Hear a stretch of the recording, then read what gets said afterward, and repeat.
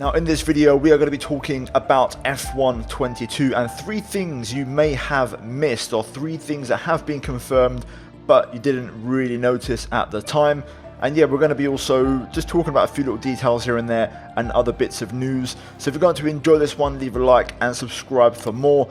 The F1 22 hype is real right now, and I want to try and get to 100k subs by the end of the year, so any help would be massively appreciated. So let's jump into it and let's see what I have for you guys. So point number 1 is going to be expanded department events. So last year, for example, you could do an interview and you could skip it and there would be no consequence. This year that's not the case anymore. If you choose to not do an interview, you could get in trouble and there could be a problem by doing so. You'll be given basically the pros and cons of accepting or declining an interview, which is new for the interview section, and also new this year, you now have the option to skip department events, or if certain issues happen, you know, like if you have a failure or something goes wrong, whether it's maybe a personnel department event or aerodynamics, whatever it may be, any of those issues, you can now actually skip them, but of course that has a consequence. And in this year's game, apparently, those things can actually escalate and get worse. So essentially, if you try to basically quick fix something or just kind of, you know, do any kind of option to fix it and don't really give any kind of thought, that will have a knock-on effect and it will affect something else. So you have to really choose carefully and plan out your decisions and actually pay attention to what you're doing in terms of department events, because that is going to have a much bigger effect. Now, they showed an example of this in the trailer, the features trailer the other day, but from what I can tell from here, it seems a very generic, basic department event. Maybe there's others we haven't seen yet, or there's more to it.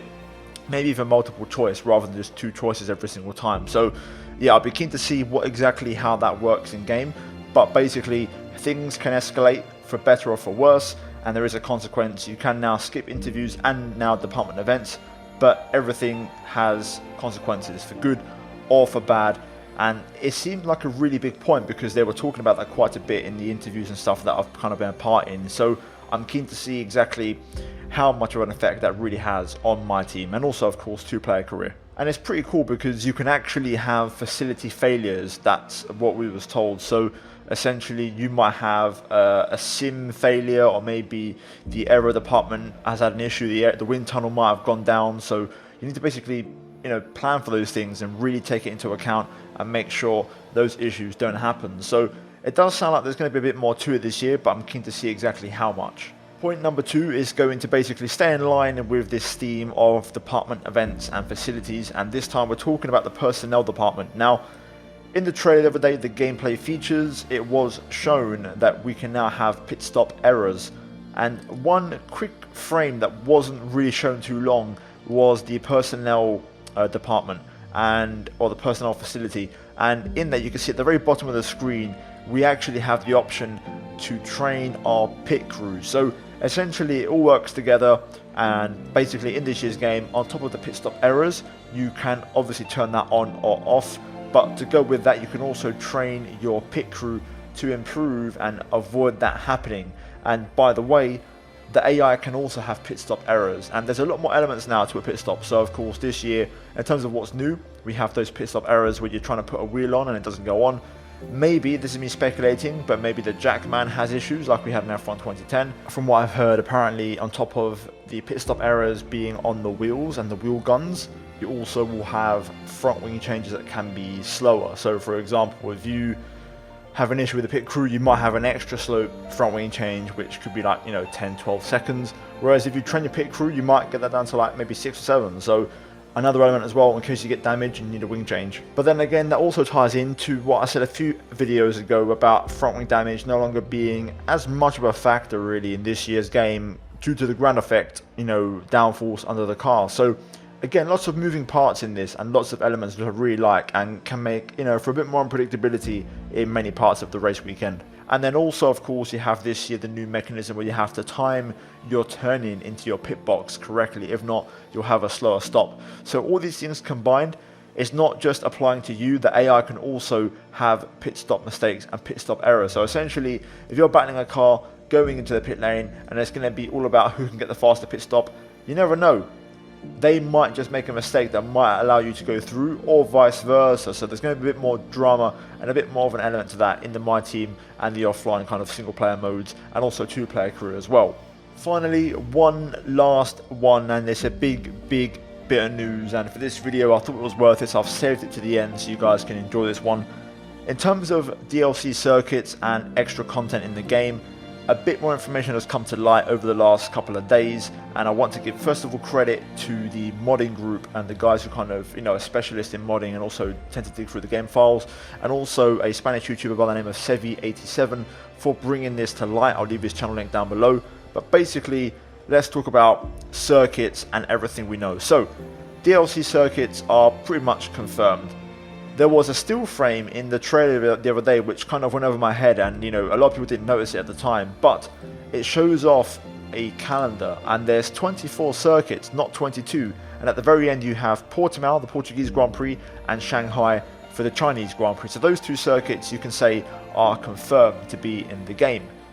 To go with that, more information has come to light thanks to the people that I mentioned before in terms of what they found in the game files, and basically it looks like we have quite a few more circuits on top of China and Portimao. So we have the short circuits making a return. So we have Bahrain, Silverstone, USA and Japan, all of them in the short format, and then also extra circuits Hockenheim, Vietnam, and in the game files Russia. Whether that actually is in the game or not due to the real life events, who knows, but Hockenheim and Vietnam for certain. So essentially if you do the maths really quickly, even though it's recycled content, 1, 2, 3, 4, 5, 6, 7, 8, possibly 9 extra circuits if you include Sochi, if not then 8. So overall it is recycled content, but it's extra content, and if the game has, let's say, 32 circuits by the end, or sorry, 30 circuits by by the end, that would be awesome. I hope though all of these circuits are not for pay, because these are old F1 game content and basically it's just been recycled, so to put it behind a paywall would not be fair in my opinion. What I do hope and what I would like, and this now isn't confirmed, this is me purely speculating, is I hope we get a few fantasy extra circuits on top of this. There were rumours of Turkey being in the game files. I'd love to get a Turkish Grand Prix DLC as a circuit, and then maybe Malaysia as well. If we got Malaysia and Turkey as extra circuits on top, and even if we have to pay for those, I wouldn't mind so much, especially for Turkey. But Hockenheim, Vietnam, which are so recent in the F1 game, I think it's not fair that we'd have to pay for those. Either way, it's very exciting, and the fact that we're looking at potentially 30 to 32 circuits by the end, that's pretty awesome, on top of course some of the circuit updates in the game itself, including Australia, Spain and Abu Dhabi. So yeah, that's kind of it guys for this video. I hope you enjoyed. I'm keen to see what happens when I get my hands on the game, but My Team does sound more or less the same as last year, with the exception of department events being much more interesting. So I really want to see what kind of level that has. Besides that, of course, the pit stop thing, that's very big, and just generally the whole pit stop sequence this year is going to be a bit more exciting, with the pit entry of course still being an issue, and the pit exit as well, and then of course your pull away from the pit box. So there's a lot more stuff to kind of take into account, and then all the circuit DLC news. So leave a like if you enjoyed, subscribe for more. Let me know if you're up to you what circuits you'd like to see in the game, and kind of be realistic with this one. Either way, like, subscribe. As always, a massive shout out to the channel members for supporting the content. Finally, check out the 2 videos on screen if you haven't seen them already, and I'll see you guys in the next one. Until then, take care, and let's go out from me.